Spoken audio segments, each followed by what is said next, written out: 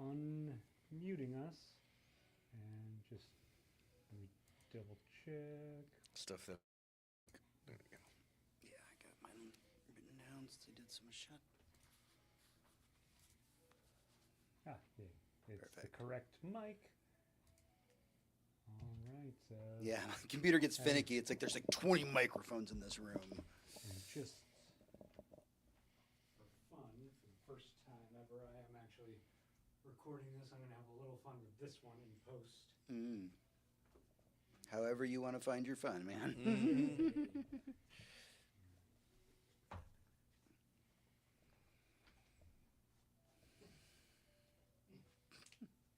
Oh, look at that.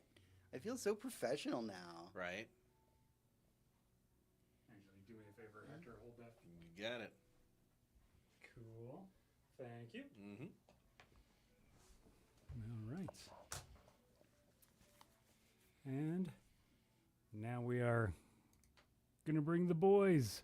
Yeah. Bam! Bringing the boys. Which is funny because that's the first thing that we're talking about. Hmm. It's happening. We are here. All We're right, here. we We're are back. here. We are here. We are back. We are doing a show. Let me make sure everything loads properly on my end. Looks like we're doing good. New studio setup. Lots of upgrades. We're doing pretty good today. Hmm. Except for me being in immense pain, but we'll get through that. Hmm. That's a next week problem. Right. All right, let's do a show. You ready? Ready. All right. Take a drink and we'll go. Oh, yeah, it's mostly tequila. All right, here we go. Welcome, everyone, to Good Night and Good Game, your source for geek news for the week that was. I'm your host, James, and with me, as always, is my wonderful co-host, Hector, Hello. and our fantastic producer, John. It's me. And this week on the show, we decided with the newest Superman film right around the corner, we wanted to talk about the DC films of the past and what we would like to see in Gunn's universe going forward. But before we start, don't forget that you can head over to goodnight.gg, where as a patron of our show, you can suggest topics for us to talk about. Also, as a patron, you get access to our off-week episodes. All right, with all that out of the way, it's time to get into the weekly raid. The weekly raid. Hey everyone, welcome to the weekly raid, your roundup of this week's geek news. Kicking things off this week, it looks like we're getting a Supernatural reunion as both Jared Padalecki and Misha Collins have signed on to roles in The Boys. The Boys showrunner Eric Kripke previously stated that he wanted to have more actors from Supernatural cast in the show, but he needed to find the right fit for them. He just didn't want to put them in because they were in Supernatural with him. But they were, and that is why they're there. But Yep. you just had to write them in. And it's if you've watched The Boys, you know that it is very likely that if we're going to see a face that we are not used to, they're going to do something fucking horrible. Mm-hmm. And I can't wait for them to just be like, I hope they're like, have a weird supernatural bent to their, engineered superpowers that, I don't know, it's something about a lighter, fire, who knows? Well, the Boys show is vastly different than the comics Mhm. at this point. Absolutely. So they can kind of go anywhere and do anything with it. If you have not watched the announcement video of them bringing on both Jared Padalecki and Misha Collins, I highly recommend that you do see it if you're a Supernatural fan. It's very silly. It's very much in the Supernatural wheelhouse of, who these people are. And the fact of the matter is, all of these actors are really good friends in real life because, 20 plus seasons of Supernatural will kind of do that to you. Yeah, you Also, make friends. there's nothing wrong with bringing on people who do professional work. Exactly. I mean, all of our favorite actors, all of our favorite directors have favorite actors. We are that they we work are with. gonna be talking about James Gunn later, so like we are in that wheelhouse. So get excited for that. Continuing on with superhero stuff though, with a new Daredevil series about to be upon us, it was confirmed this week that the Punisher will be coming back in a Marvel special feature, in the same way that Werewolf by Night was told. So it'll be a one episode kind of deal, and it is actually being co-written by John Bernthal himself. Fantastic. I love it. You can tell that he loves to play the character and he wanted to come back. And, he gets some of that Disney Plus money instead of Netflix money, which hopefully is better. Yep. And, I mean, the MCU top to bottom is known for near perfect casting, and Barenthal is absolutely no exception. He might be one of the better cast people in the MCU. It's just Yeah. such a perfect thing for him to be doing. I also think it's a smart Yeah. decision, and I know some people might disagree with me, but I think it's a smart decision to do like the Punisher as like a one shot.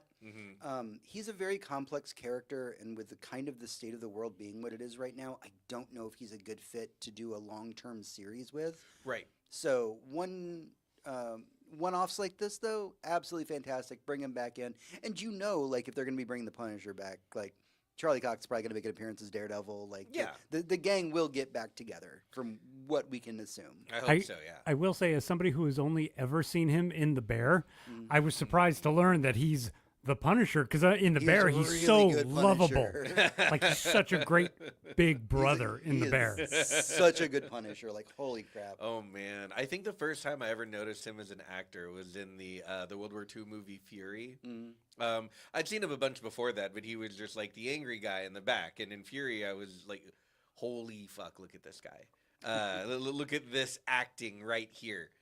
Just incredible stuff." So yeah, he is one of those actors I will watch in anything. Absolutely, completely agree. Moving over to gaming, Konami has announced that they are going to be teaming back up with Bloomberg Team, creators of the Silent Hill 2 remake. It's going to be another project in the Silent Hill series. There are no further details at this time. I have some things that I would like them to do, but it's all speculation. Also in Konami news this week, though, it was reported that for the 4th year in a row, Konami of Japan has raised its base salary for all its employees in an attempt to retain all of their talent. And they are also raising the starting salaries for graduates, new graduates that join their company. I mean, fucking good for them. Like, yeah, let's see it come back. There was a time in all of our lives. I'm actually right in the middle of this like 7-hour a YouTube essay on the entire history of Castlevania games, and it reminds me that there was a time when like we all really liked Konami. You know, if you ever need a 7-hour essay on Castlevania games, you can just get me really drunk. Oh yeah, But because I do think about, the reason we do the show is because we think about these things all the time. And I did find myself in the shower earlier today going, it's really weird that we now live in a time where even just last year we were really going hard against Konami. oh yeah, fuck And them all for everything that and- they did. Well, Still. that was Stephanie Sterling's whole anthem for Yeah. years was "Fuck Fuck Konami." Konami. yeah. But we are seeing a change within the company. It may be new leadership. It could be a lot of other factors. Those are things that I would need to dive into a little bit deeper. But what we are starting to hear out of them is that they are not only caring about their IPs again, where they previously didn't, they're getting other people to work on their IPs instead of them just making all the games themselves. And then the stories coming out of things like, hearing the wages being taken care of for their employees. Maybe and they just wanting put to that retain slot talent. machine money to good use. Or those machines don't make money anymore. That's Yeah. could be that as well. We're seeing a similar turn these days from EA. It looks like they're looking at Capcom and they're looking at the indie space and they're looking at the massive failures coming out of the Concord is the one on everyone's mind right now, but there have been several in the past, notably by EA and by Konami. So hopefully they're, looking at what is working in the industry and trying to move in that direction, Right. building good portfolios and not having every fucking thing be a franchise to these people. Mm-hmm. Agreed. The head of Xbox, Phil Spencer, was interviewed this week, and he talked at length about the Xbox multi-platform support going forward. If you're not familiar with this, Xbox has decided that they want to become they want their games on every platform, so not just an Xbox. They recently did their Everything's an Xbox campaign, and what Phil Spencer said is there are people, whether their libraries are on PlayStation or Nintendo, whether it's like that controller better, or maybe they just like the games that are on those consoles. I don't want them to look at that and say, well, we shouldn't put our products on as Xbox as a company on these platforms because they're our competitors. That honestly, we need to find a way to build our business on these other platforms. And he knows that it's not what everybody else is doing, but he says that he doesn't believe, and this is a quote from him, that it doesn't benefit people to gatekeep games. Restricting where games can be played is not helping the games themselves. Now, while there is part of that I can agree with, here's my take on this entire thing. This is going to sound pretty ungenerous, but I didn't think he would be the guy. I didn't think Spencer would be the guy to do to Microsoft what happened to Sega. They're literally exiting the hardware race. They're getting out of the console game, and they're just going software. Just games. They're going to try and put them everywhere. They're going to try and make them everything. You know what would... I think the perfect illustration for this is I want to take that everything is an Xbox commercial and just put a PlayStation 5 in it. It's just like, yep, now you can play. You want to play Halo on your PS5? That's an Xbox. I mean, it's fucking not. Yeah. But, you know, here we go. Now you can have this stuff. And I'm not even saying that it's a bad thing. I'm not even saying that Microsoft is taking quite as big of an L here as Sega did in the past. But a little bit they are. And whether it's a smart move or not, we'll find out in the future. I think financially, a company like Sony and a company like fucking Microsoft are in two very different places. I had never really thought about the Sega comparison, but that's such an apt comparison. Yeah, I mean Sega. I don't think they had a choice. No, they But didn't. Microsoft, I keep asking like, what's the catch? Because this seems good for the consumer, but I'm like, what is the catch? This seems The like catch is that they want. They don't want to compete with hardware anymore because they lose too much money. It looks Right. bad on stock prices. It looks bad on earnings calls. And Phil, I guess at one point was like, we're throwing good money after bad. We should just stop.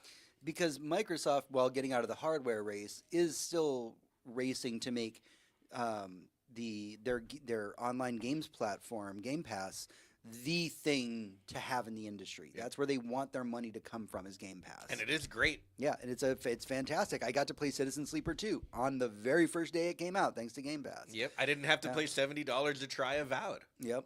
And that's what they're trying to do. They're trying to, I don't know if compete with Steam is the right phrasing for it, but it is, they are trying to build a platform like Steam that people will want to go to, and that become their ecosystem to play games. See, I'm gonna shift there because I don't think it's Steam. I think it's Netflix. Okay. I really do, because Steam is a game store. It just happens to Right. be on your computer. It's also your game shelf where you keep all of your games, again, in your computer. Whereas when you have something like Game Pass, games can come and go. Unless you buy it, you can play a game on Game Pass and you'll get a notification that says leaving soon, leaving in 30 days. Finish the game if you can. Or here's the purchase. Because you bought Game Pass, the game's 10% off if you want to buy it. Then you always have it. Yeah.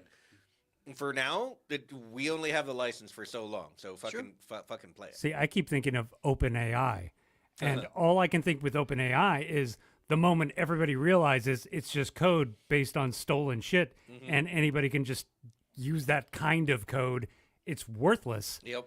I can't help but think, like, if you're basing your whole business model on software that can be distributed on any platform, any device, okay, Yeah. we'll see how that goes. Yeah, and I'm pretty sure that's just where they are. And you know what? I get it. The one thing a CEO is ever held accountable for is earnings calls and stock prices. Yep. So if that's, what Xbox has to do to never again have a bad quarter, then fine. I mean, if they're going to chase it that way, they're going to chase it that way, and there will never again be another Xbox. And I've always been okay with that. Also in Xbox news this week, we were given an update to the upcoming Fable game. It's been teased for a few years now. We've seen a couple of trailers. But we now know that it's going to ship in 2026, which is a push back from the release this year that was previously given. The reason that they said was they needed more time to make it a proper release, and that at this time, when they actually showed any footage of the game, they said that it was in an alpha state. So it's probably a long ways away from being done. At this The point. trailer looked really cool. Like the thing that they showed it honestly looks good. The art style has changed to be more realistic on the AAA side. It's not cyberpunk or anything, but it does look like a cool game. It's got cool looking werewolves, cool looking magic, and yeah, it does seem pretty alpha at this point. And never rush a game. Never rush a game. That's how games come out bad. So I'd say just let them cook, especially if now your entire business model is fucking software. Don't make bad software. You have one job. Redfall. You Yeah. have one fucking job. don't make bad software. Well, and that being said, I mean, no game is going to be Cyberpunk until you put a dick slider in it. So, True that. I mean, that is the most important factor that exists in Cyberpunk. Mhm. We all know that. It has nothing to do with Keanu Reeves or the amazing story or the sadness that is the Netflix series. It's that there's a dick slider. There's a That's dick very, slider. Very important. And if there's any game that could use a slider for stuff like that, it's Fable. The whole thing That's true. is like simulating your fantasy life. Very, very true. Warner Brothers made headlines this week after closing several of their game studios, including Monolith, who was working on the single-player Wonder Woman game. Quote, we have had to make some very difficult decisions to our structure, our development studios, and investments around building the best games possible with our key franchises, Harry Potter, Mortal Kombat, DC, and Game of Thrones. After careful consideration, we are closing 3 of our development studios, Monolith Productions, Player First Games, and Warner Brothers Games San Diego. This is a strategic change in direction and not a reflection of these teams or the talent that consists within them. The development of Monolith's Wonder Woman video game will not move forward. Oh man, this one is gonna take me a second here. So the first thing I want to talk about is Multiverses, because those poor fucking developers. That game was released in beta, pulled off the market, retuned, released again, pulled off the market, again retuned, and then they came back and they said, "Here's a bunch of money. Let's get this going. We're gonna make this game a real thing." And 6 months later, a bunch of CEOs said, "Now we don't like it." These people have been through the fucking ringer trying to make what is a very cool, very interesting Smash Brothers like. Yep. Like it's fun. With all the people from, the WB universe and all that stuff. And WB is like canceling that so that they can focus on like a Game of Thrones game. A mobile game. You know what's going to make a ton of money in the year of our fucking Lord 2025? Game of Thrones. like where are we here? But more I really want to pour one out for Monolith. Monolith made 2 excellent Lord of the Rings games in Shadow of Mordor and Shadow of War. Yep. Fantastic games. The second one on initial launch was ruined by its microtransactions. They later took those out. Very, very fucking cool game. I mean, and that's not even like the first games that they were good at. They've always been innovating. They made the Nemesis system, and now we'll probably never see it again. And since it came out, even though they patented it, which is fucking wrong and terrible and anti-consumer and anti-art and all of that, that we never got another game with it in it, and now we probably never will again. Yep. If you go back even further, because we are very old, Monolith made No One Lives Forever, one of the best first-person shooter spoofs on a James Bond formula to come out after GoldenEye. These are some very, very cool games. The games that have the sauce, the games that were big budget through and through and still managed to be interesting and innovative. I mean, this was a good studio. And to have this one go away. God, they did Fear? Yes, they also did Fear. Fear. A game with some of the best enemy AI ever. Still to this day. First-person shooters don't have enemy AI this good. They did the Blood series. Yeah, they did so This much. is a fantastic fucking studio. Was a fantastic fucking studio. And it is very sad because I loved every one I of never these played games The that I'm Matrix talking Online, about. but I heard good things about it. I don't know. I never did either. Yeah. Matrix games were a little cursed. Yeah. Now, my favorite Monolith game, and this is why I was checking my phone because I want to look at the game studio. First off, they did Aliens vs. Predator 2. Goddamn right they Which did. I played the fuck out of that. I was in a clan and we played online all the time. And they made a personal favorite of mine, and this will date me. There is a game called Shogo Mobile Armor Division. Now, if you have never heard of Shogo and you're an old school 90s anime fan, you should look up the intro to this game on YouTube. This entire game was a game that is an anime but made by Americans, referencing every anime that was popular in the 90s, mostly Evangelion. Like in the opening credits of this game, the main character's narrating to you, and he talks about how there was this girl, and she was dating his brother, and then then his brother died, and now he's dating her, and it literally ends with, "I get it, it's complicated," and like that's the dialogue for the game because that's the kind of anime shit that they put into it. Yeah. And it was just one of my favorite games because it had 2 modes. You could get in and out of your mech, and like no games did that. That's really neat. No games did that, and it's like it's a first-person, very fast-paced mech game. It's not a slow mech game. And then you have like it's like Gundam style, like how fast it is. Was this PC? It was a PC game, yeah, 1996. I was a kid when I played it, but I was really into my anime phase. And it came out at the right time. And the whole thing is just a love letter to old school 90s anime. And yeah, when I heard Monolith, I was like, dang it, that's the Shogo guys, isn't it? Mm-hmm. Yeah, it's on Good Old Games, by the way. It is playable and is worth your time to pick it up and play it. Yep. I can say the same for Shadow of Mordor, Shadow of War. Those games are practically free. They're given out all the time. I think Twitch gave them away. Epic gave them away. GOG might have given them away. Mm-hmm. They made Condemned Criminal Origins, one of the most interesting games I played in the late aughts, like 08, 07, somewhere in there. It was a first-person detective game, mostly built around melee combat, which was such a stretch, but it was a horror game, and it was really good with the spooks. It was a spooker, like big time. So, yeah, man, like that is such a wonderful studio that made so many memorable, wonderful games since I was a wee bitty baby. First off, it's a tragedy that Wonder Woman's not getting a game. Agreed. But second off, if you really want to be sad about it, if you look up Gail Simone's, she has an X thread. She may have posted it on Blue Sky as well, where she talks about the fact that she was heavily involved in the development of this game, and they were pretty far along, actually. Yeah, I believe it. So, like, one of the greatest comic minds of all time helping to work on this Wonder Woman game, and then it just gets yanked out from all of them. Like, that is a tragedy that it happened. Yeah. All right, from DC to Marvel, this week we heard about NetEase, creators of the wildly popular Marvel Rivals game, laying off many of their American divisions as part of a larger restructuring that they're doing across the company.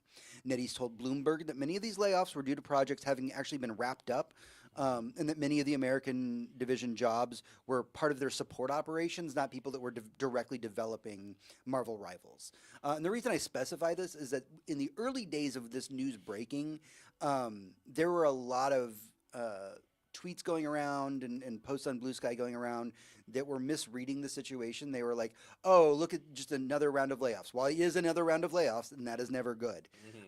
There is more to it than just them going, hey, we worked on Marvel Rivals.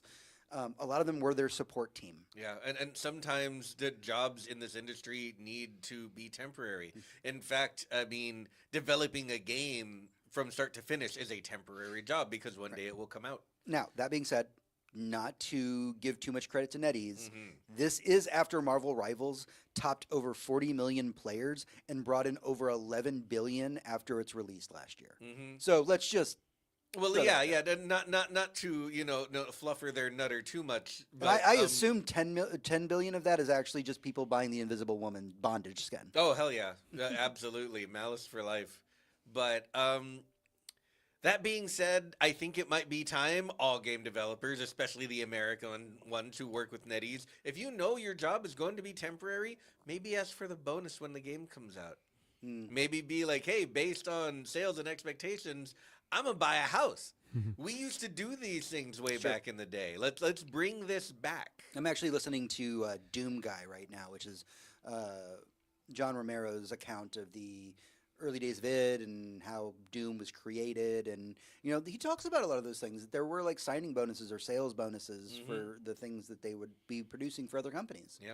So, over in the world of Overwatch, which is, by the way, distributed in China through NetEase, they've decided to bring back loot boxes as part of their battle passes. Now, Ew. That'll fix it. at this time, loot boxes can only be earned and not purchased directly from Blizzard. At this time. Just want to sit on that one for a second. Now, the reason I bring this up is, while we don't play Overwatch anymore, Nope. I say sitting in an Overwatch chair. It's a $500 Overwatch chair, y'all. Yeah, gotta get some miles out of Gotta it. get some miles out of it. The big thing that's been going on in the world of Overwatch is they just released a giant content patch, which overhauls a ton of the game, adds a third-person mode, puts in these loot boxes again. and makes good on some of the promises that they had promised with Overwatch 2, like an RPG style system for the game for while you're playing between games. I don't really know if I would call it more of an RPG system. It's more something along the lines of like Valorant or Counter-Strike, that between the rounds you have in-game currency that you get for like, getting so many kills, and you can buy perks and whatnot to upgrade your character. But Overwatch is doing a lot because, as we all know, like competition breeds creativity. Sure. And Marvel Rivals came out of nowhere, and nobody gave a shit about Overwatch for the last several months. Yep. I remember Rivals like peeking its head out, saying, "Hey, this thing is coming out by NetEase, developed by a developers known for making mobile games." And I was like, "Seems dumb. No, thank you. I don't care how cool Spider-Man is." And now here I am. Logging on every night to support the homies with the Invisible Woman. We got dailies to do, man. We do have dailies to do, and we got to get him in tonight because Monster Hunter comes out tomorrow. That is very true. Yeah, but I love this game very much, and it has given me a variety of play unequaled by Overwatch. You went from being my healer to now tanking with me, and that's weird. Yeah, no, they no matter what the class is, no matter what the character is, while I have some qualms with how a few of them perform, mostly based on lore, the rest of it is just infinitely fun. No matter what I'm doing, I can find a DPS that I really like to play. I can find a tank I really like to play. Yep. I have 3 or 4 healers I love playing, and I can rotate between them. I never feel stuck by any of the weekly goals or any of that, and I haven't spent a dime.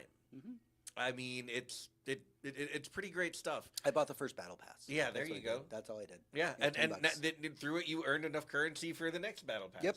So, I mean, yeah, here we are. It's a strange new world. And as far as Overwatch goes, since this is technically an Overwatch news segment and not a Rivals one, it's Blizzard. I mean, fucking burn it down. I don't care. There's nothing that Blizzard is making that will make me want to support Blizzard products anytime soon.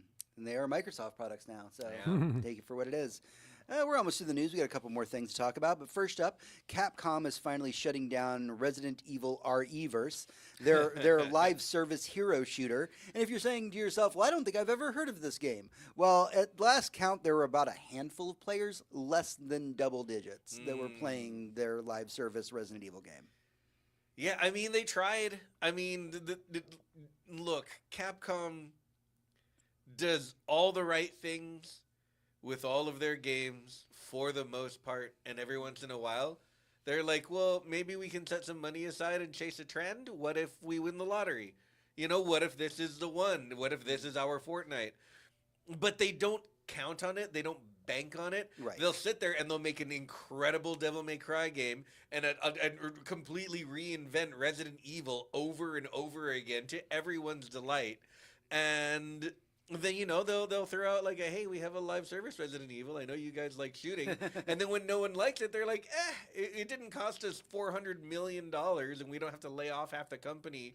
And see, that's the thing of it. We didn't hear a single thing about anybody get laid off because of this being taken down. They have so many good projects going on that they can just take those developers and go like, hey, make this better. Yep. And it really is that simple. And yeah, man, Capcom, just keep on doing what you're doing. You're killing it.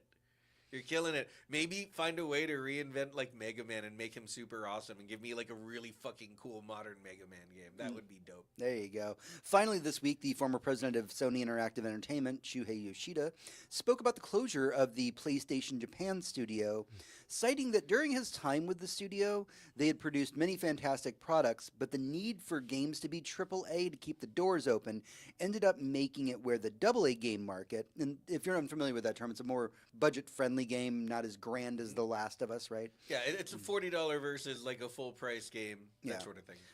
But the need for AAA games to keep the doors open ended up making it where all the budget-friendly titles got pushed to the side, and they eventually just disappeared completely. So he said that they had producers that were talking about like wanting to pitch a sequel to Gravity Rush 2, and they pitched it all the time, every single meeting. I got a sequel to Gravity Rush 2, let's do it. And basically it never got past the pitching phase because it was never seen as financially viable. So the art being told like, hey man, your art isn't worth the money. Yeah, and you know what? I get that games are expensive. There are ways to make them less expensive. It's not like Gravity Rush 1 or 2 was, blowing, anyone's PlayStation fans out. And what I'm saying is that, like, it's not like it had the best graphics in the world. It was just a really interesting game, gameplay wise. And being one of those, It like, made my Vita run really warm. Okay. okay, but like being one of those Sony titles, like it reminded me more of something like Patapon than it did of The Last of Us. It's a really cool idea that someone wanted to make a game out of, and those are the things that it's good to take a chance on, even if you have to find a little studio to do it for less money. This is how we get games like It Takes Two. Yeah. You get a really good idea. That's a double A game. It's a double A game, and people will go for it. And we have a game made by the same studio coming out within like a month. Yeah, we're both very excited for it. Very excited. So I mean, Split Fiction, yeah. Yeah. And so I mean, maybe take those chances. Financially viable should not always be your North Star when it comes to making entertainment or making art. Sometimes you make a thing and everyone realizes how amazing it was a few years later, and that is also good. And having those in your category are what makes people look at your company and say, oh, these guys are really forward thinking. I should invest. Absolutely. Yeah, agree. it's like the 10, 20, $30 million movie, which Right? only exists because of, I think, A24, maybe, Yeah. for now. Yeah, Neon, But maybe some Annapurna. Who yeah. knows? They I might go heard the way of A24 canon. is going to make a Barney the Dinosaur movie. Ha! I mean, I really hope it's like a horror movie. God, me too. Yeah. All right, that's everything that we have for the weekly raid. But stick with us so we can get to our main topic in the boss room. This is a movie about dinosaurs eating children. Boss Room. Hey everyone, welcome back to the show. It's time for the boss room. Sometimes related to the news, sometimes not. Wow, I am just off my game today. But this is the part of the show where we can dive deeper into our opinions on things like this week's topic, the past and future of DC films. So, with James Gunn taking over DC's film entertainment division, we have a new Superman movie right around the corner, and it looks unlike anything that we have seen before from the DC universe. So, before we talk about what we'd like to see from the new DCEU, let's talk a bit about what we loved about the last run of movies, and then talk about what we would like going forward. Yeah. Seems like a safe, fun topic. Nobody would disagree with us on the DC universe or get upset. Comic book fans are notoriously calm people Oh, super when it chill. comes to these discussions, Yeah. and that nobody will get upset at what our suggestions are. Mm-hmm. All right, so let's talk about the things that we liked about the old school DC. And I'm talking about the things that kicked off the Zack Snyder Superman and Justice League and Aquaman and all that stuff. Let's talk about those. All right. So if we start off, if we're only going as far back, at least to start, to Man of Steel, right? Someone, someone said, "Hey, this guy who made 300, this guy fucking gets comic books. This guy who made Sucker Punch, this guy gets how to translate comic books." But Zack Snyder knows exactly one thing about comic books. No, I mean, Big beefy dude. big beefy dudes and hot sexy women, gods on the screen, Yep. smashing against each other like your favorite action figures. Easy, compelling stories, all of the money right there on the screen with big graphics. I mean, think about it. I will defend Sucker Punch to the day I die. Oh, Sucker Ditto. Punch is an incredible Ditto. fucking movie. Love that movie. One of the most fun movies you can put on at any time of day. And some for any people say reason. it's like it's sexist, it's not feminist. I'm like, no, it's not. Nonsense. It's misandric. It Yeah. hates men. It's a Yeah, movie it that says, does. do you like what you see on screen? Fuck you.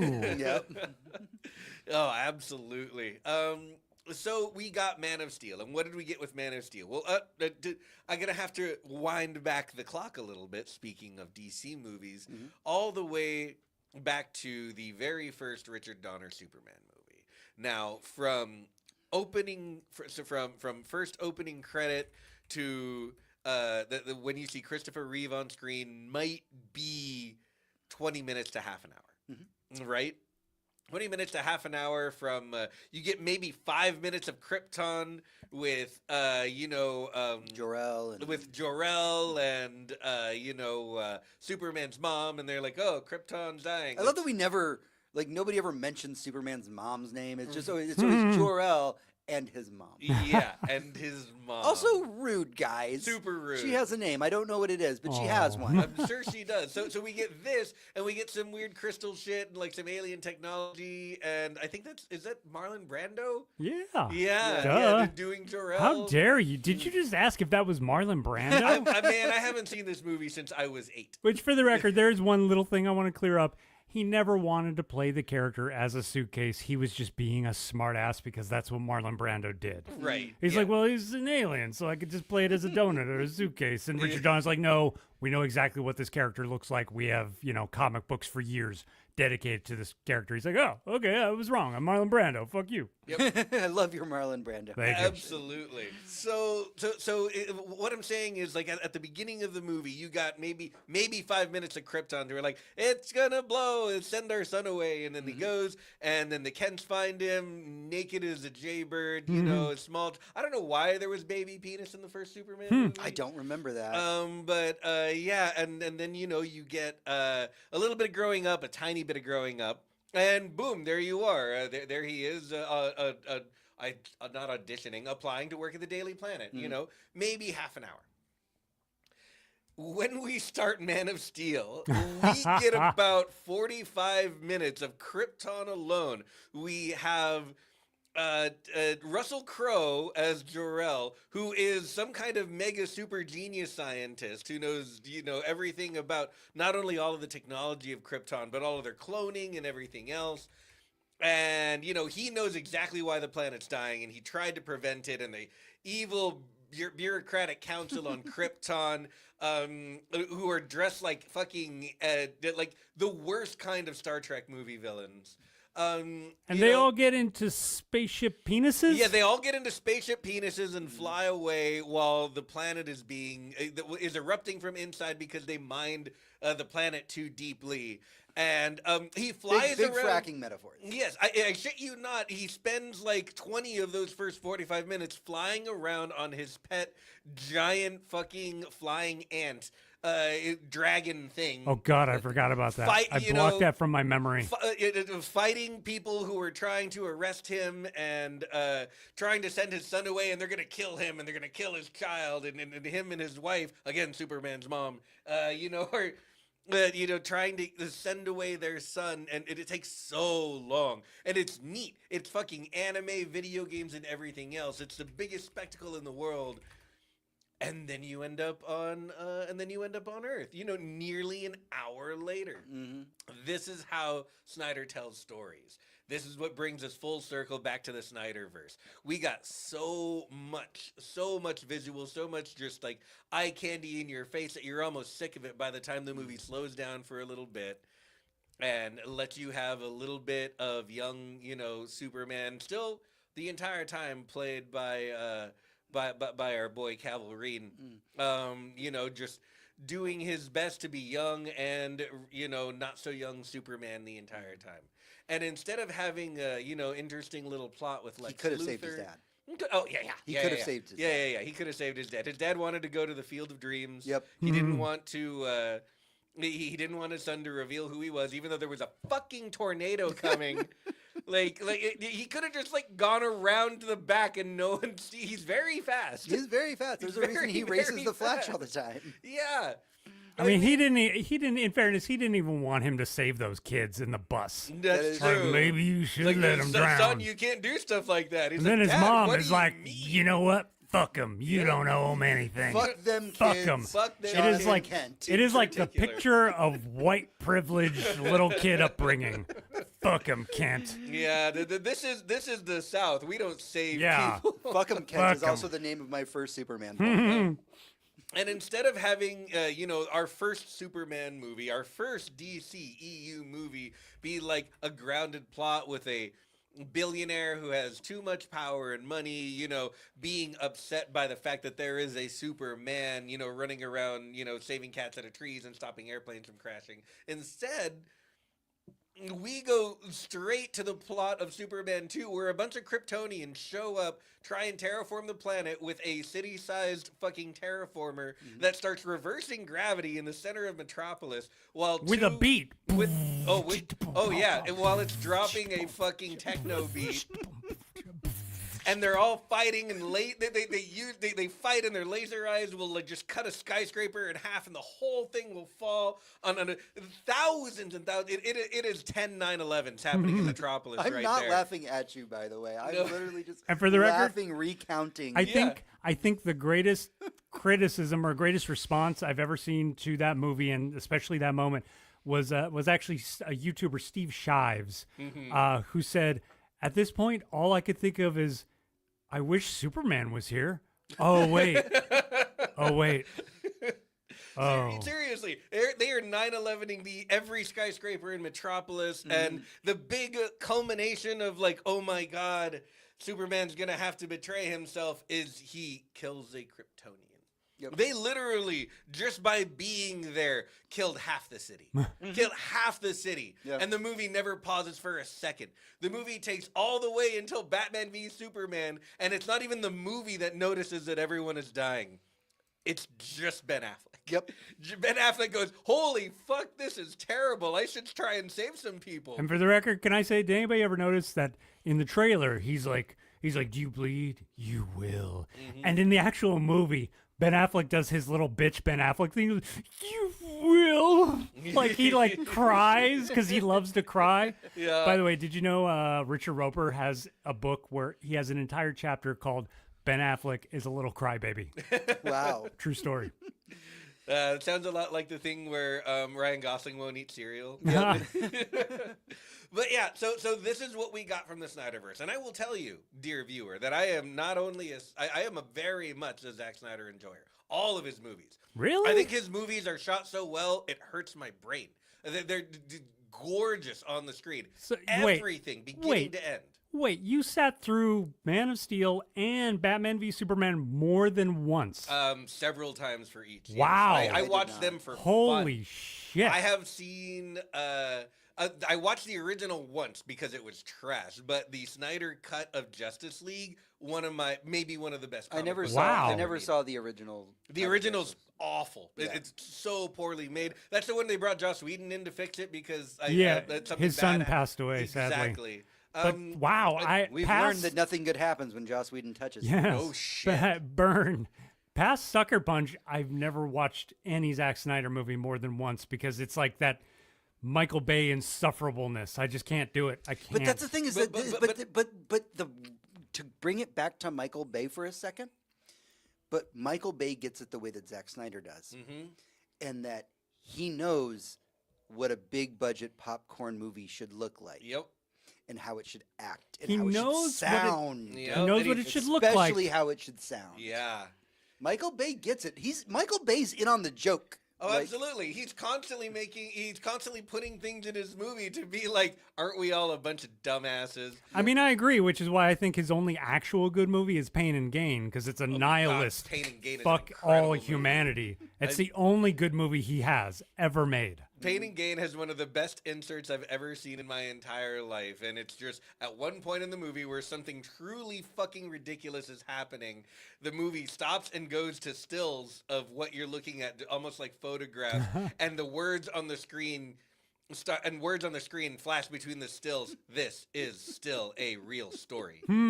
It's like, all of this shit actually happened. We are all trash. Hector, I want you to narrate every movie for me ever at this point. So that Michael Bay, again, yes, it's the exact same thing that Snyder does. Snyder knows exactly how these movies should look. And for the record, the opening scene for Wonder Woman in the Snyder cut of Justice League is the coolest Wonder Woman will ever look on screen. No one will ever beat that. I guarantee it right now. It's one of the coolest things I've ever seen. It's probably my favorite scene in the movie. And you can go back to old episodes of our podcast. Please do not do that. And when the Affleck announcement was made for him being Batman, I was one of the few defenders. I was like, no, man, Affleck can fucking do it. I bet you Affleck can be both Batman and Bruce Wayne. Yeah. I think very, very few actors can do both. And I'd like, he could be the one. No, I agree. He could have been a great fucking Batman if he had a story or screenplay Sure, worth yeah, doing. absolutely, all of those Yeah, things. And for the record- they wrote Batman real dirty in those movies. For the record, if you want to see a good popcorn movie, watch any Doug Liman movie ever made. He's sure, the guy who absolutely. did Live, Die, Repeat, or Edge of Tomorrow. He did Oh, Mr. and 100%. Mrs. Smith. Like, those are good popcorn movies. You don't have to think too much, but they have plots that make sense, characters you can root for. Like, that is not... Michael Bay is a hardcore nihilist cynic, and so is Zack Snyder. They are hateful nihilists, you know? I don't get it. I can't go through their movies again. Nah, they're just so much fucking fun, man. That's where I'm at. That's where I'm at. Okay, we got to bring this back to DC. Let's talk about it. So back to DC, and the thing is, the Snyder was DC for so long. In fact, most of the projects that went outside of Snyder were poorly received. Even the ones that were good, like Aquaman, Except Wonder Woman. Wonder Woman. I thought Patty that was a Jenkins. solid movie. Yeah. The first one, absolutely. The second one, Absolutely. I don't know what the fuck happened. I didn't see the I don't- second one. I don't know how you can make a movie with Pedro Pascal and bore me to tears. God, right? Jesus Christ. And I can make wa- Wonder Woman feel weak. I can watch that and man take a ineffective. nap. Yeah. Yeah, that make Wonder Woman feel weak and ineffective. The Amazons in, again, I'm just going to keep rolling back to this, in the Snyder cut of Justice League look amazing. And in the entire second Wonder Woman movie, Wonder Woman feels like, but you fist fought Superman. Why are you having trouble catching this truck? It would have What- been funnier if you just said that she visits. I mean, just a little bit, yeah. And now she's, having trouble fighting some insurgents, and there's plot reasons and everything else, but like, my God, the second movie, it just It did trashed. get- it But I did don't mean get to butchered. focus on that, because you're right. Patty Jenkins did the first movie, and the first movie was a very solid movie. I like gotta that be movie a honest. lot. That opening sequence where all the women line up and fight together against the oncoming like warplanes or whatever. Oh, yeah. That made me Badass. tear up a little because I realized, sitting in a movie theater, I realized for the first time ever, this is a mainstream movie where just women are fighting alongside each other in a warlike setting ever. Yeah, Ever very in a true. mainstream movie. Very true. ever. That got to me. Yeah. Yeah, no, I'm right there with you. Yeah, I loved it too. Again, like Aquaman, weirdly Aquaman 2 I liked better than the first one. The first one was a little weird. I don't know, and the second one was just more fun. It was willing to have more fun, even though the writing was much worse. The movie itself was more fun. But they were all very flashy. They tried to take the direction that Snyder gave them and make them big movies about gods doing godly things, and they would never got to be human. Never ever got to be human. The most human we ever saw Superman be is he cares for Lois Lane. Yay. I mean, The bare minimum. the absolute bare minimum. I mean, and not to mention that, again, he and the people from his planet did destroy half of Metropolis. And I'm talking like craters. Like, I don't know. There was something so hollow about these movies that made people notice that, I remember all of the talk when the second Avengers movie came out, and they're like, oh, they put in scenes where a SHIELD shows up and tries to save all of the people dying because the superheroes are fighting, and that was a big deal. Why? Because we had just watched Superman slaughter half of the city he lives in. Yeah, that seemed to be the direction for a really long time. I did not watch the Aquaman. Who played Aquaman? What's his name? Jason Momoa. Jason Momoa. Was he good? The Is he Adonis. Yes. He's Jason Momoa. He's Jason Momoa in everything he's good? Well, ever the been. guy from And he's been 300. he's been cast as Lobo for Oh, the yeah. upcoming DC universe. You're thinking Really? of Gerard Butler? So- No. I'm thinking of who was the bad guy in 300? The really pretty guy from Love Actually. I don't remember who that was. The guy who plays the big like Pharaoh? giants. Yeah. Yeah. Oh Like- God, no, I have no idea. Yeah, because I like Jason Momoa always struck me as that. Like, how can you be so large, so pretty, and so untalented? Yeah, no, the Jason Momoa is the type of guy. You know what comes off of the screen when you watch Jason Momoa? I want to go to the bar with this guy. Oh, I want absolutely. to throw axes with this Yeah. guy. Okay, I wanna so go he's hunting charming. and swimming with this guy. He is I charming. want to go to a Hawaiian barbecue with Hell that man. yeah! I want him to drink me under the table, pick me up over his shoulder, and like. Lay me, Okay, you okay, know because what I the mean? pretty guy from Lost, by the way, was a zombie. Like he's just yeah. boring as shit. But no, Momoa can get it. He's good. Okay. He was great even in the last what was it? The last Fast and the Furious movie. He was so much fun in that. He was kind of doing a Joker thing. I don't know, but it was fun. It was really fun. Yeah. So there was a lot. There really is a lot to love about the DCEU as it pertained to the Snyderverse of it all. You know, it sucked that the Flash got done really dirty. The end of the DCEU is Oh. the sad part. I think there was a Yeah. lot of positives. The whole. That I don't Flash want to movie, I get almost into the forgot about history it. of the Snyder Cut thing, but man, that's gonna go down in weird nerd history books. Yeah, It's to be like- fair, that's way more of a Snyder thing than it ever was a DC thing. None of the other directors were like, well, could I just release the movie I wanted to make? They Right. just took their money and they left. Right. But anytime Snyder makes a movie, he's like, sorry, guys, it's accidentally 4.5 hours long. And the studios are like, I cannot put this in theaters. And Yeah. they hire someone else to edit it, and then it sucks. And then a year later, everyone demands the Snyder Cut. And he does it, and that movie makes sense. Yep. Whether you still like it or you still don't, some of them will convert you. Some of them are like, it's just more of the thing I didn't like. But the movie now makes sense, scene to scene, shot to shot. It flows. But where can before we- it didn't. Can we clear up the myth that there was never a Snyder cut until he went back and did reshoots and spent hundreds of millions of dollars? Oh, you're talking about Justice League Oh, specifically. yes, specifically Justice League. absolutely. There was no he Snyder filmed cut, all of it, but he never He- edited it. No, he literally. but he had to came go out- back and refilm a lot of stuff. No, yeah, he literally came out and said when people were like, "There should be a Snyder cut of this. This sucked." He said, "It's not real. It doesn't exist." But then he there took was a lot pictures that I- of like the cans and like, no, it exists. I'm like, Well, no, that was the joke. Is that Oh. he was making it. okay. He finally got enough attention during COVID when no one was working, and he's like, "We can get this done. I'm working on it." But yeah, he came out and said like, "There's so much visualization that was never done for scenes I wanted. There's scenes that I shot or wanted to shoot. There is millions and millions of dollars of post production and even reshoots that need to be done for my version of this movie to get made." And because no one was making any money in Hollywood at the time, they were like, "Yeah, do it." And can I say I'm disappointed that we've gotten this far into the conversation and nobody has mentioned one of the greatest movies ever made. Who Framed Roger Rabbit? How dare you? Although that was a fantastic movie. You're not wrong. No, Batman, 1989. It doesn't Okay, Tim count. Burton's so we were Batman. specifically not going back that far. We're not because I going back was- that far? No, we No. are, but we were starting with Snyder. But like, I could talk to you all day. I actually did a few months ago talk about how I went back to rewatch this movie. And this movie makes no fucking sense. No, it's Nothing ridiculous. about that movie makes sense. That But- movie is like, I get that it was designed to sell toys and stuff like that, but they could have at least The made first some one of it wasn't make though. sense. The first one wasn't designed to sell toys. The second I- one was. No, I think flip that, reverse it, because Really? the second one they actually had to cancel like the Well, that- penguin toy that- and that shit. Oh yeah, because it was super scary. Yeah. So we have the Snyderverse. We've gotten through the Snyderverse. We had the Flash, which was a fucking hot mess. Oh god, the Flash is truly cynical, Just- terrible. just God. absolutely atrocious. Oof. We got a really good movie, in my opinion, with the Blue Beetle. Oh yeah, I love the Jaime Blue is Beetle. such That a was great. such a fucking cool character. so I much love fun. Blue Beetle. We found the guys who saw it. Yeah, For and the record. we are the two that watched it. It was us. Yeah, we went to the theater. You're welcome, we loved Hollywood. It. Yeah.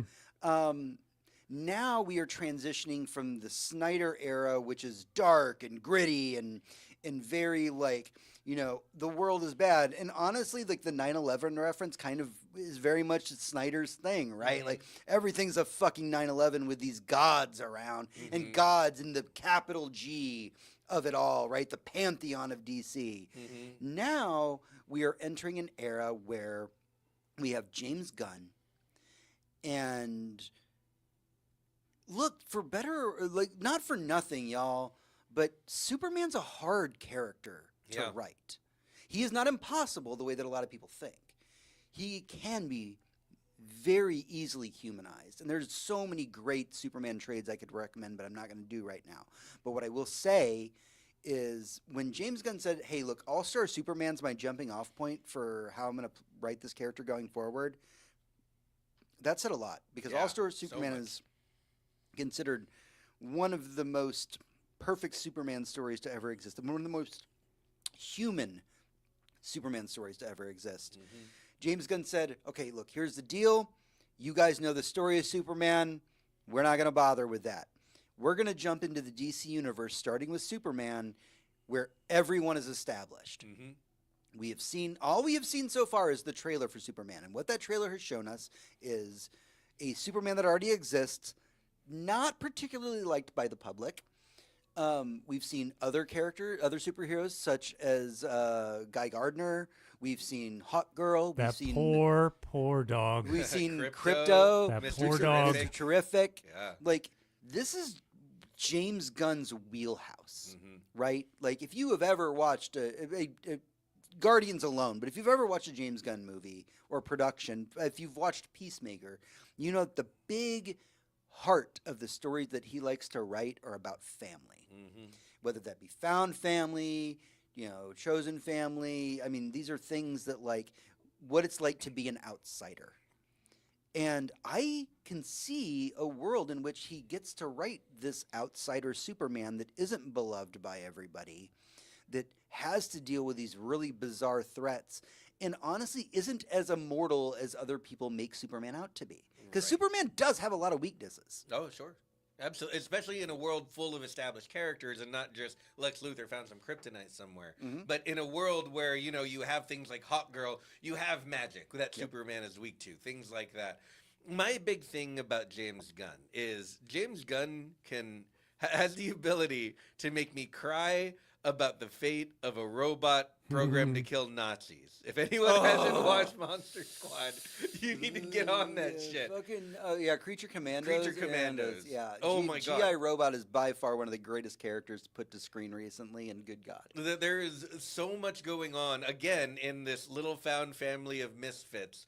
Again, you obviously have Guardians. How was Rocket Raccoon ever going to work on the screen? Who's going to make that compelling? Yep. Motherfucking James Gunn, that's who. Mm-hmm. So, taking characters that may be impossible to humanize and just doing it.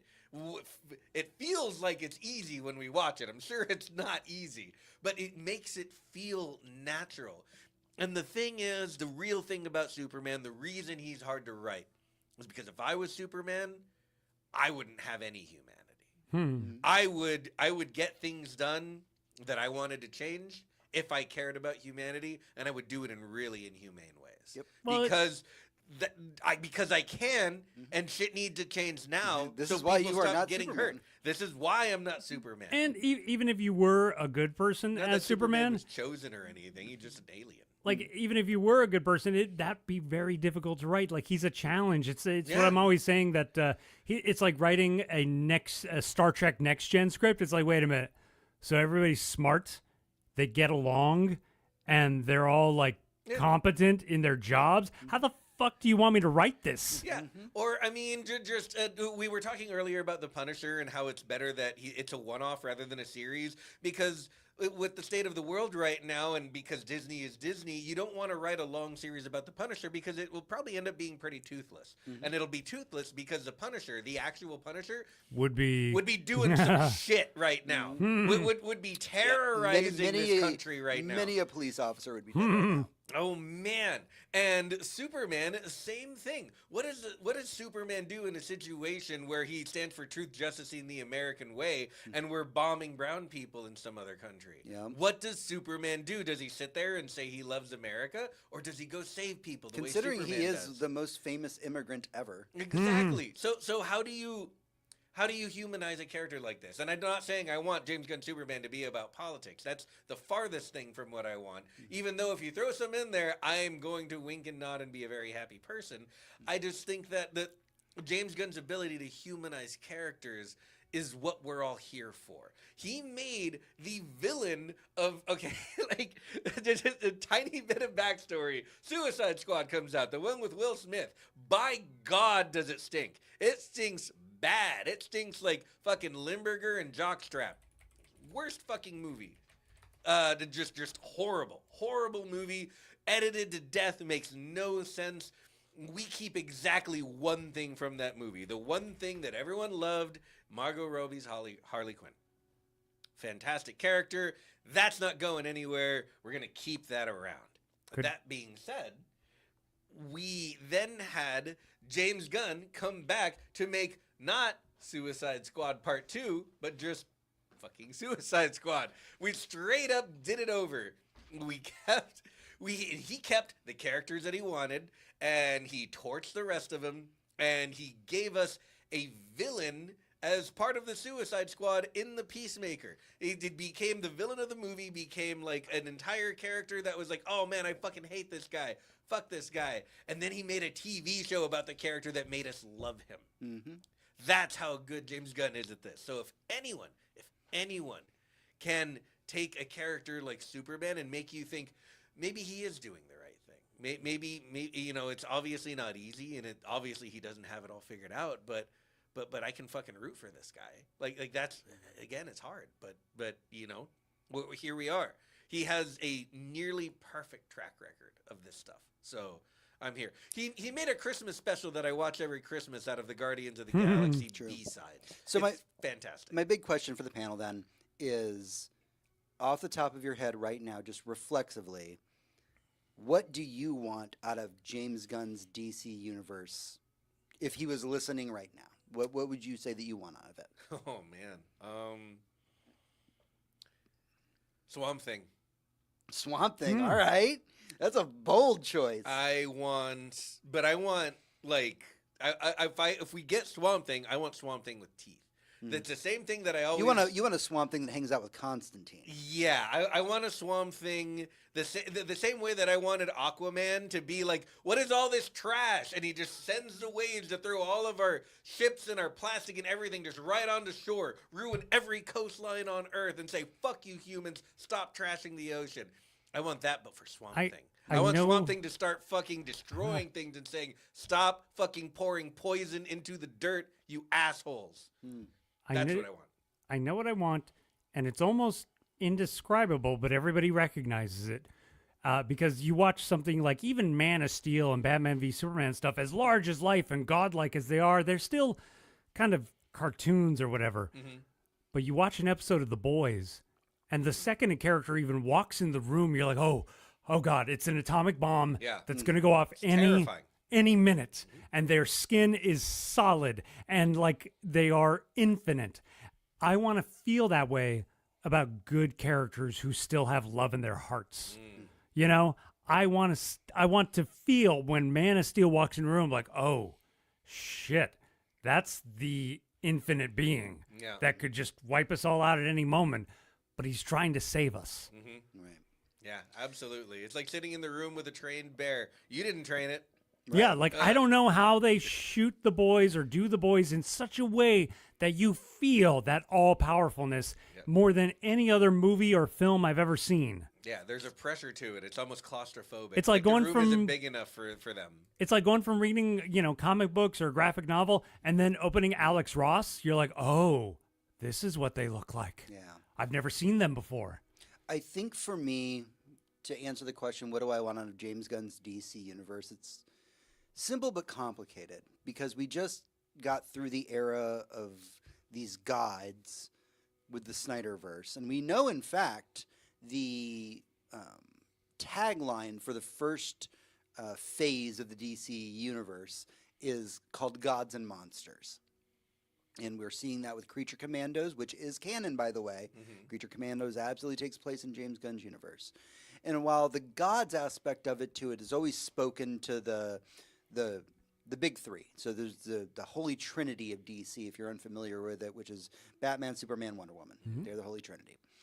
And I think the most important things that James Gunn can do going forward as we push into the DC universe is we take these gods and we humanize them.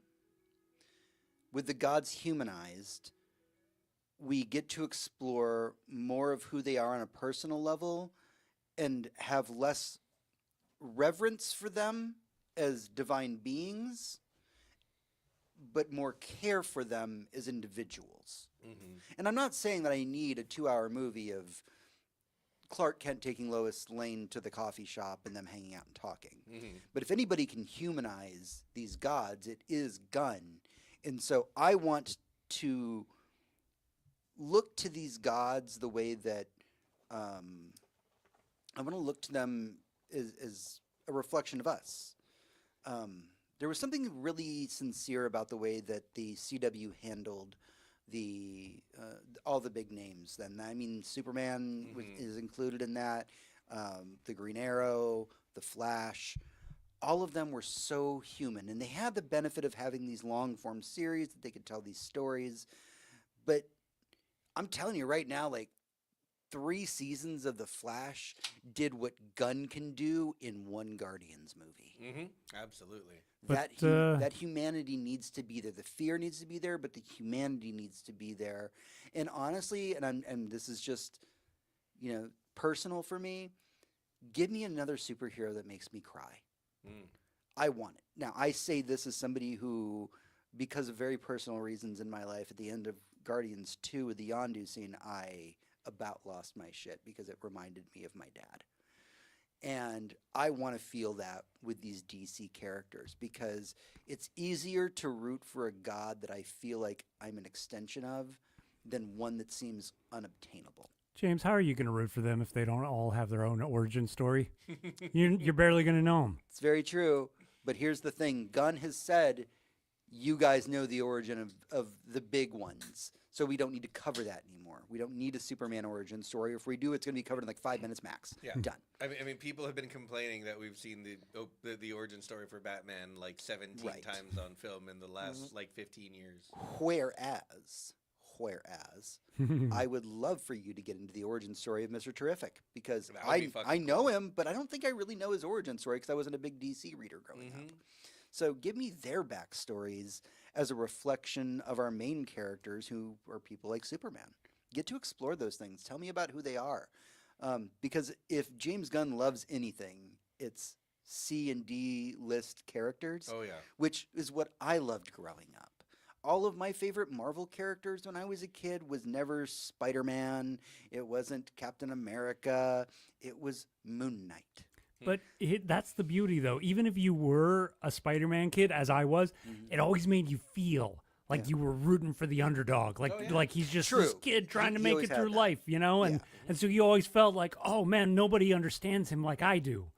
Yeah, no, I totally get that. And that was something that Stanley, with Jack Kirby and all of the other amazing creators at Marvel, made Spider-Man so accessible. But I think that level of accessibility is what James Gunn needs to bring to the screen because it's been kind of a failing of what's been going on in Marvel. And this is a side topic I do not want to get into right now. We will discuss that at a later time. But there's a lot of the stuff that's been going on at Marvel where the characters feel less accessible than they used to. Rumors are saying that the new Daredevil does feel very accessible and that we were getting back to that more intimate type of storytelling.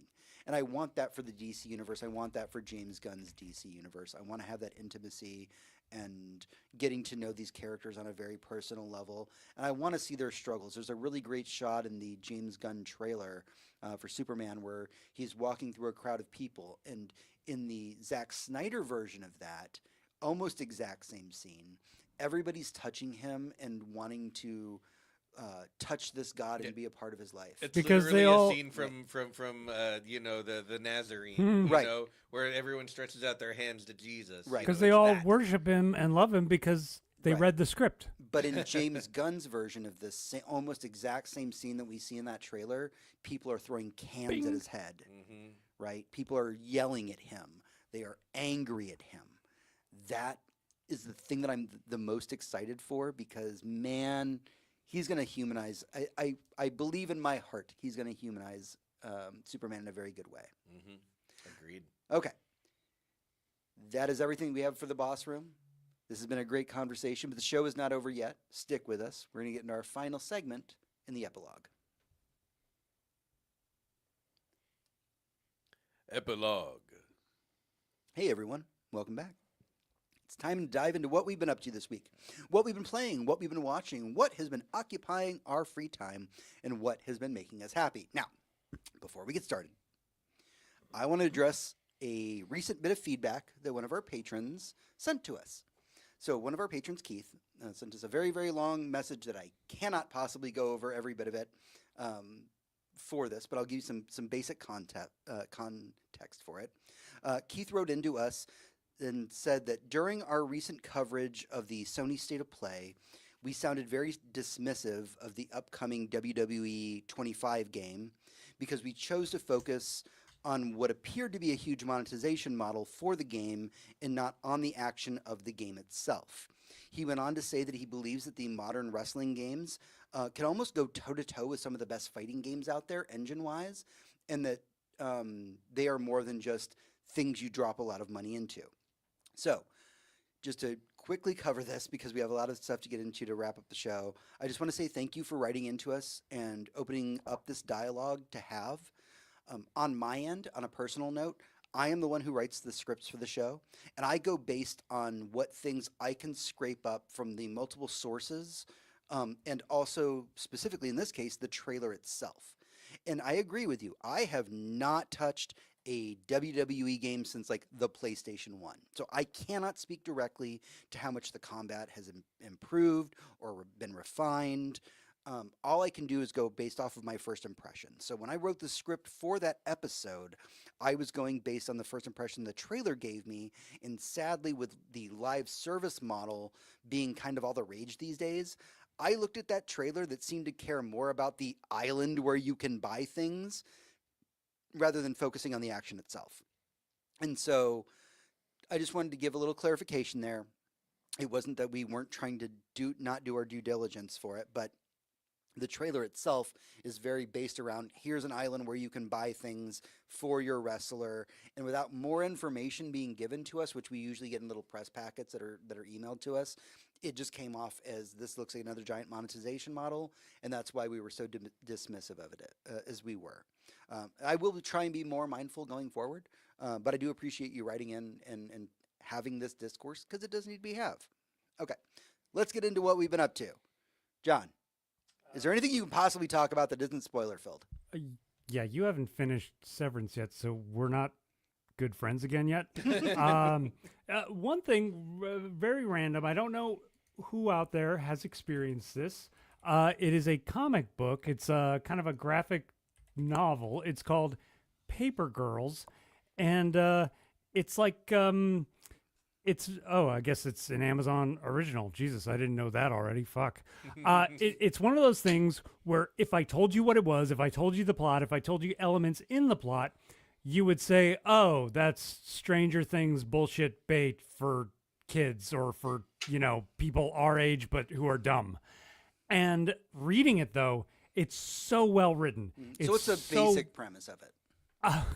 God. Without spoiling it. It's so convoluted. There's like time travel, aliens, pterodactyls. Like it sounds dumb to tell you all the things that are in it because it's ridiculous. These girls go out to deliver their papers early in the morning and they're tough girls. They fought for their routes. They're the first girls to actually do papering, in the wee hours of the morning. And all of a sudden, like, people are going missing. People are getting stolen and they don't realize quite what's happening, and they think it's aliens, they think it's monsters, they think it's demons, and people are going crazy, and it's just all this chaos that's happening. And some people are like coming down and they're mutated and they're like, I'm here to save you, and they're like, whoa, you don't look like somebody who would save me. But then again, this clean cut guy in a spacesuit looks even scarier, so fuck him. And it's one of those things, like, it's so ridiculous and dumb, but to read it, it's so well written, so well paced, and I've just been thoroughly enjoying that. Also, I have been playing Borderlands. It's just a small thing here. I've mentioned to you guys that I think Borderlands 3 has too many weapons. Mm-hmm. I am literally at the point where I am auto-selling anything below a blue, like a blue and below. Anything Blue and Below just gets sold. And in my mind, that's a problem. But I went and I posted on Reddit's Borderlands forum or whatever. I'm like, is this bad design? Is this a problem? And everybody there was like, no. Just, you don't have to pick up every gun. It's fine that there's trash loot. Like that's part of the they were defending the what is it called when a rat gets feedback? Like conditioning and like Skinner Like boxes. Chat's even saying right now that's the allure of Borderlands, dude. Like that loot is the whole premise. right, but it's like so trash loot. No, let me get to your point. Is this is the same issue? Is at some point Borderlands was Borderlands, and every gun you found was like, oh, this might be interesting, and it might not be, and then it became Diablo, where when certain things fall on the ground, you fucking leave them there because that's trash. And there was a very abrupt shift to a more Diablo-esque model of loot in Borderlands streets. I agree with you there. What is it called? Not neurons. It makes your Synapse firing. what? Is it like synapse firing? Not synapses. It's Oh, you're talking about endorphins. It gets the endorphins. Yeah, somebody Brain actually used the pump. word endorphins. I'm like, this is the rats defending the lab. Yeah, no, honestly. And again, like, you know, these games are designed to make your brain tingle and for things like that to happen. The game even out loud shouts the word loot explosion at you often. Right. And you know what? Sometimes that can be fun. It really depends on what you're going for. I mean, I'm still playing, I'm still enjoying, but all the guns are just worthless at this point, and I'm only halfway through, I think. Well, good luck on that. Hector, what are you up to this week? Oh man, so much. I am, and it's been a long time, probably since like early pandemic, like March of 2020. But it's been. I used to keep track and watch all of the good shows on television, at least the ones that were really good for me, and I would keep up with them week to week. I'd watch them when they came out. I was excited for them. Something happened to my brain during the pandemic, and all I watched is YouTube for like 4 years. I just couldn't get into entertainment. Maybe I couldn't allow myself to have that much fun anymore, you know, with everything going on, or some other weird quirk of the way that we punish ourselves for no reason. But anyway, I'm happy to announce that I am currently watching 4 different shows that are airing week to week because I love them. Invincible, which is we had a new episode today. It has been fucking fantastic. Harley Quinn had a new episode If you are today. not watching Harley Quinn, you are doing yourself a I gotta get on disservice. that. You should be watching the Harley Quinn show. It's oh my god, it's funny in the way that animated shows are not even Ron allowed Funch's to be King Shark. funny anymore. That's all that matters. It's funny in the way Archer was funny when it started. It's funny in the way that Venture Brothers is funny. It's just so early Rick and Morty. Even though I hate to make that comparison, it's funny in all of the best ways. It catches you off guard. It can be challenging, but it's also interesting and it makes a lot of sense. Watch it. And the Valentine's Day episode with Bane is just perfection. My lust will never be sated. That's such a good Bane impression. It's so good. But that next one, obviously, we won't be talking about it because while my host here has seen Because the James is first not our season, friend. He has not started the second season. He will when it finishes in about a month or so. So you'll be hearing about it soon enough. Coward. But we are watching Severance, and my God, if you're not watching Severance, I don't know what you're doing. How do we even talk? And the last one, which we finished the most current season here, we wrapped it up last night, was Shoresy. Shoresy. And my God, was this current season just How that show is. so We just- fucking good. We just started Shoresy. Oh yeah, and so You're in for a ride. Again, we won't be. We will keep all the TV talk completely spoiler free. But my God, what a great show! How do you take everything that was Letterkenny and just continue improving on it all the way through 6 more seasons of a whole different show based on the worst character? The from worst the first show. character. It's How did they do Peacemaker that? all over again? right. There's also a couple video games. I'll only mention one because I have to, even though I can't tell you about it. It's called Oh. 1,000 Times Resist. And I compared it to a lot of things. It's not an action game in any way. A little bit. It's a little bit like walking through a museum. But what it really is, what it really, really is, and I can't really tell you anything about the plot because it wouldn't make any sense to you. I can't tell you what happens because, again, it would seem strange. A lot like what John was talking about earlier. What I can tell you is it is practice. It is good practice, dear listener, for resisting fascism. That is what this game is. 1,000 times resist. How to recognize it, how to know if you're in it, how to know if you're agreeing with it, even when you don't mean to, how to know if you're complying with it, even if you don't mean to. This is one of the most interesting and coolest games I've ever played. It is an indie. It is relatively very inexpensive, and it will blow your mind chapter to chapter, episode to episode, hair to hair, sphere to square. It's on my You wish should play list. this game. You should play this game. It's so fucked up. It's so fucked up, but it's so good, and I've loved every moment that I've spent with it. 1,000 times resist. I can't recommend it enough. It was some people's game of the year from 24, and it might be the best game I play this year. We'll see. Monster Hunter comes out tomorrow, but yeah, There goes 1,000 our times life. resist. Put it on your fucking list. Play it. All right, what have I been up to? We are at the point of the show. You'll notice a theme. I'm not going to spoil the things that I've been doing. A lot of them are very spoiler heavy. So I finally broke down and watched Severance Season 1 because all of my friends have been telling me for ages, you need to watch this show. I did. I watched the first season. I loved it. I can't talk about it. Very good. 2 thumbs up. I finally started Fargo, the first season of Fargo. Again, highly recommended to me. I've been deep in my David Lynch movie watching phase right now. And Fargo Season 1 scratched that itch a little bit. I'm actually about to start Season 2 while I wait for Severance Season 2 to wrap up. Yes. Why are you Fantastic. waiting for Severance Season 2 to Because wrap I up? binge things.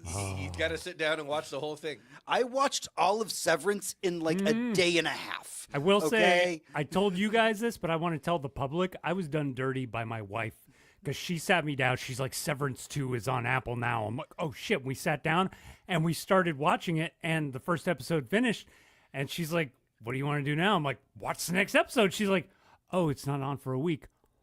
What? Yeah, What? no. Why would you do this couldn't to be. me? I don't want to be like you. That's what it breaks down to. What else have I been doing? All right, so those are great TV shows that I've been watching. I've been watching Harley Quinn. I've been watching Invincible. All good stuff. Animation, man, love it. I've mentioned a couple of times that this year my theme for gaming is indie games. So mostly I will be playing indie games this year. I got to finish a game that I've been working on for a while, which Hector bought me actually, which is Killer Frequency. The story of Killer Frequency is you are a late night radio DJ, something I wanted to be, by the way, he says as a podcast host.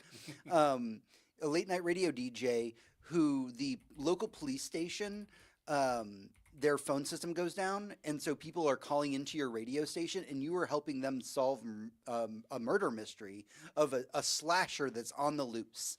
It's all very like 80s synth wave. It's very like low tech.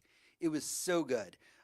Killer Frequency, highly rate. Please do watch Killer Frequency. Or do play Killer Frequency. It's a lot of fun if you like a murder mystery, if you like a good puzzle game. Like literally most of the game takes place just inside your DJ booth. And you have like a map of the city on the wall. And while people are calling in, you're like trying to help people escape and like live. And you never get to see a visual representation of them. You only hear their voices. You also hear when they die. I only lost 2 people on my first run, which is pretty impressive, I gotta say, because there's a lot of people in that game, and I saved a lot of lives. Another game I need to highly recommend, but I can't tell you anything about it. I will say, if you like horror, and you want to play a good horror game that will take you about 2 hours, play The Cabin Factory. You can look a trailer up online. The only thing I can tell you about The Cabin Factory is it's an indie title where your job is to go into a aperture science style area. The game starts in an elevator, and you're being like literally a Gladys style person. It's just like, hey, welcome to the Cabin Factory. You're here to judge these houses. And the idea is that these cabins are going to get shipped out to horror movie sets in Hollywood. The problem is, a couple people have been reporting that some of these cabins are haunted. So your job is to go into each house and determine whether or not it's haunted or if it's safe. If I had to describe the gameplay of it, it's like it's a memory game. So you go in there and you try and figure out what things have been changed since the last cabin that you saw. And the big rule, and they tell you this at the beginning of the game, does anything move? If something moves, it's fucking haunted. Get the fuck out of the house. That's all I can tell you about it. It does have a story. It does relate to your character. It's kind of sad and fucked up. And that's exactly the kind of things that James likes. Sad and fucked up things. So, and by the way, it only costs like a couple bucks on Steam, if I remember correctly. Because it's only, I want to say it's less than 5 hours long. Yeah. Probably less than 3. Yeah. So yeah, I believe it's like $4. Yeah. Like $3.99. $2.99. $2.99. It's it is very inexpensive. Very Going on the inexpensive. wish list. Absolutely worth your time. And the last thing I've been playing, we don't even need to talk about it. We've been playing it for weeks. Marvel Rivals, baby. Yeah, are we just got the thing. We got the Human Torch. What's Marvel Rivals? Your thing has been thinging, my friend. Yeah, here's the thing right Yes, here. we are having a good time with Marvel Rivals, which is great because as soon as we wake up tomorrow, we're starting Monster Hunter. And as you are about to start a new job, we're going to spend our entire weekend just playing Monster Hunter. Just Monster Hunter. I will take breaks to pee and eat, and then it will be Monster Hunter. So Exactly. you guys are looking forward to Monster Hunter? Oh, Huh? yeah. Somewhat. Huh? Somewhat. Some might say A little bit. we are Manster Hunters ready to go. I will be bonking and honking my way through Monster Hunter. You I are gonna be our wish sport. I wish that actually sounded gay. 'Cause right now it doesn't, and that's disappointing. Wait till you see the two of us playing Monster Hunter together. I have heard It's- really good things about Kingdom Come Deliverance too, by the way. This is a comment from the audience, sorry. Oh. Yeah, I have heard good things. It just seems a little too. It's a sim. It is a It's- sandbox sim, and that everyone who has loved it the most is like, yeah, I finally finished it after a month. It put 120 hours. We into watched some stream the other day of somebody playing Kingdom Come Deliverance 2, and they're like, hey, so you have to make a potion.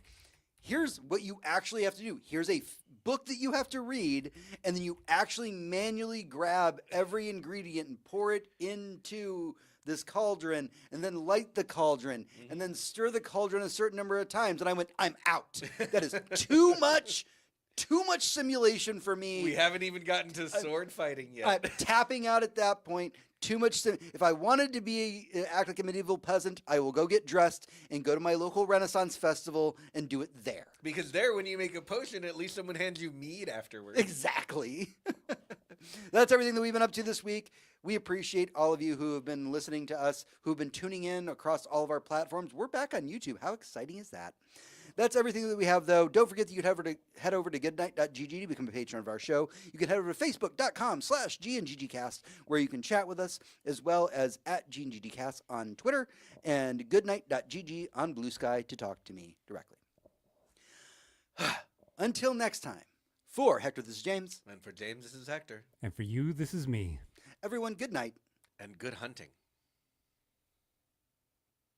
Finger guns, finger guns. Thank you all for joining us in the chat. Yeah, thanks everybody. We appreciate that. Does bonking and honking not sound gay enough?